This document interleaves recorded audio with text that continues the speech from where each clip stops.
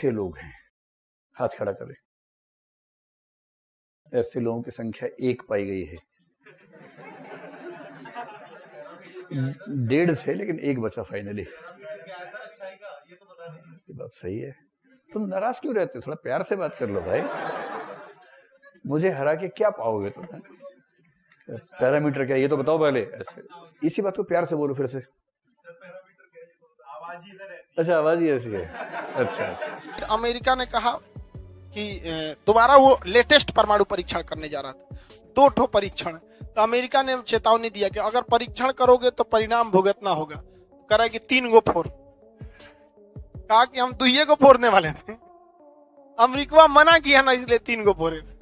और ये क्या कहता है पता है? देखिए, ये जो है आपका कौन देश है? जापान। ये इसकी सुरक्षा की जिम्मेदारी किसके पास है? अमेरिका। क्योंकि अमेरिका ने जब परमाणु बम गिराया तो जापान ने कहा कि हम अब सेना। इस पे भी कोई नहीं हुआ। अच्छा, आप में से कितने लोग साहसी हैं? वो हाथ खड़ा करने। हाँ, इसमें कई लोगों ने हाथ खड़ा कर लिया, साहसी हैं। और कितने लोग डरपोक हैं? वो हाथ खड़ा करें। एक ने भी नहीं किया। और ये इस बात का प्रमाण है कि बहुत सारे हैं जो हाथ भी खड़ा नहीं कर पा रहे। भाई, जिन्होंने साहसी में नहीं किया उन्हें करना चाहिए था, पर एक भी नहीं कर पा रहा। ये साबित कर रहा है कि वो डरपोक हैं। इतने हैं कि हाथ भी नहीं खड़ा कर रहे, लेकिन हाथ नहीं खड़ा कर रहे।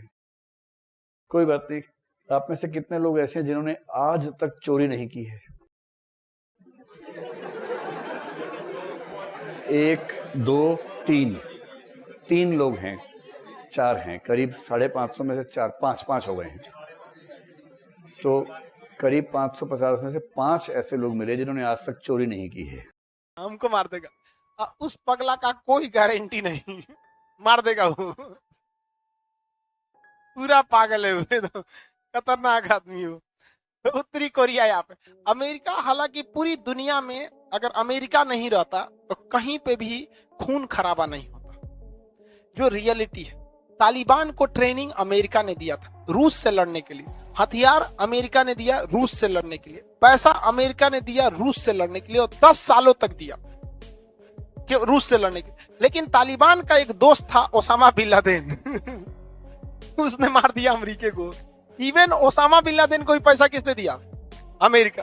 ट्रेनिंग दिया अमेरिका।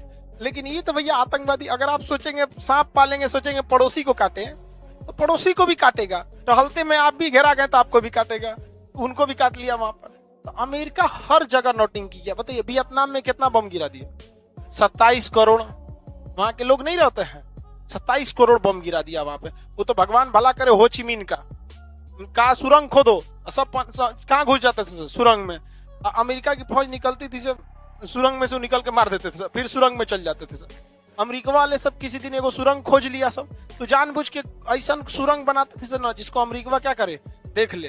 और उसमें जैसे घुसते थे सब, उसके अंदर वो बारूद बिछा रहते थे, धाए दे मार देते थे सब। दफनाने की भी जरूरत नहीं, रेडीमेड। तो उत्तरी कोरिया पागल है। यहाँ पे यहाँ इतनी भूखमरी हो गई है कि जितना अनाज चाहिए उससे कम अनाज है। पैदावार की संख्या बहुत घट गई है। फर्टिलाइजर नहीं है, यूरिया की कमी है, और पूरा देश इसको कोई यूरिया की सप्लाई नहीं दे रहा है। तो इसने आदेश दिया कि हर आदमी डेली 1-1 बोतल पेशाब देगा इस सरकार को ले आके। तो जो मानव का पेशाब होता है ना, उसमें 2% क्या होता है? यूरिया। अब उससे यूरिया का क्या करेगा? निर्माण करेगा। अब फिर खेतों में क्या डालेगा? यूरिया। ये हाल हो गया उसका। वहाँ बाल काटने का नियम है कि आप इसी टाइप का बाल काट सकते हैं। हमरा देखो बढ़ गया है, टाइम नहीं मिल रहा है, अब कटवा लेंगे। अब वहाँ पे उत्तरी कोरिया में 6-7 गो डिजाइन है, आप इसी हिसाब से कटवा सकते हैं। जहाँ उल्टा सीधा कटवाएंगे तो सारे कटवा देगा, कहेगा बिना बाले का रहो। साउथ कोरिया डेवलप है, इसकी राजधानी सियोल है। सियोल एयरपोर्ट दुनिया में यात्रियों को सुविधा देने के लिए टॉप पर माना जाता है। हालांकि जिद्दा एयरपोर्ट सऊदी अरब का क्षमता के हिसाब से बहुत बड़ा होता है, मुंबई शहर बराबर है। तो बड़ा की बात नहीं कर रहे हैं, यात्रियों की सुविधा देने के लिए। और इंदिरा गांधी एयरपोर्ट को 2nd नंबर माना जाता है यात्रियों को सुविधा देने के हिसाब से।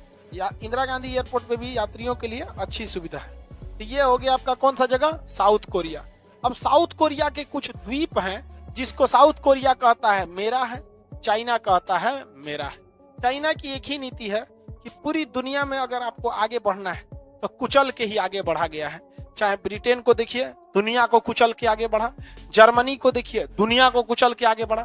फ्रांस को देखिए, दूसरे देशों को गुलाम बना के आगे बढ़ा। रूस को देखिए, अंधाधुन मारा प्रथम द्वितीय विश्व युद्ध में, आगे बढ़ा। अमेरिका को देखिए, आज भी कूच के आगे बढ़ रहा है। तो चाइना कह रहा है हम काहे पीछे बैठे, हम भी कूच देते हैं, जो पहले मिला उसी को कूच देते हैं। यहाँ पे मिल गए सभी। बुराई की अलग अलग परसेंटेज है कि ये 75% अच्छा है, 25% बुरा है। इसका 95.5 चल रहा है, इसका कल 51-49 था, आज 48-52 हो गया है, तो यही चलेगा ना। और जैसे ही आपको समझ में आ गया कि उत्तर एब्सोल्यूट नहीं है, ये उत्तर नहीं है, उत्तर बीच में एग्जिस्ट करते हैं, इसको बोलते हैं कॉन्टिन्यूम अप्रोच। अच्छाई से बुराई की जो यात्रा है, कोई भी व्यक्ति अच्छा नहीं है, कोई भी व्यक्ति बुरा नहीं है, यानी दोनों एक्सट्रीम्स पर दुनिया में एक भी सैंपल नहीं है। आप दुनिया का अच्छे से अच्छा व्यक्ति ढूंढ लीजिए, उसमें 5 कमियां ढूंढ लेंगे। नीच से नीच इंसान ढूंढ लीजिए, उसमें 2-4 अच्छाइयां मिल ही जाएंगी आपको। ना कोई अच्छा है, ना कोई बुरा है। हर व्यक्ति अच्छाई और बुराई के इस कॉन्टिन्यूम, इस स्केल में अलग अलग पॉइंट पे एग्जिस्ट करता है, और यही आनुपातिक अंतर इथिक्स में समझने होते हैं। और ये बात केवल व्यक्तियों के बारे में नहीं है, ये फैसलों के बारे में भी है, निर्णयों के बारे में भी है। कोई भी निर्णय 100% सही नहीं हो सकता, कोई भी निर्णय 100% गलत नहीं हो सकता। कोई कृत्य यानी कि एक्ट पूरा सही, कोई एक्ट पूरा गलत नहीं हो सकता है। उन सब के बीच में आपको हल्के हल्के वेरिएशंस देखने होंगे।